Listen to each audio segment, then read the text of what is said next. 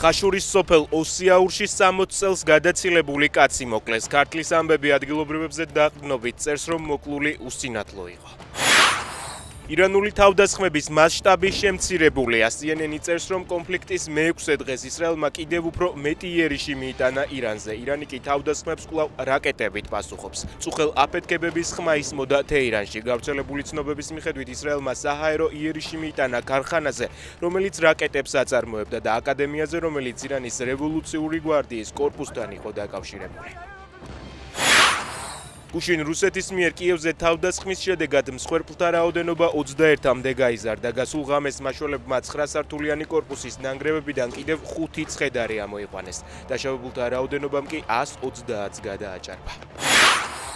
ივანიშვილ კუპრაშვილის ბიურომ რუსული კანონების აღსრულება დაიწყო. გთხოვენ მოქალაქეების პერსონალურ ინფორმაციას. არასამთავრობო ორგანიზაციები განცხადებას ავრცელებენ. დიდი ბრიტანეთი ბევრი წელია მხარს უჭერს სამოქალაქო საზოგადოებას საქართველოში, აფინანსებს ადგილობრივ საარჩევნო სადამკვირვებლო ჯგუფებს. საქართველოს მთავრობა ამ საქმიანობას მხარს თავად უჭერდა, ამიტომ ჩვენ კატეგორიულად არ ვეთანხმებით ამ საქმიანობის აღწერას, როგორც პროპაგანდისა და ექსტრემიზმის დაფინანსებას. წერია ბრიტანეთის საელჩოს განცხადებაში.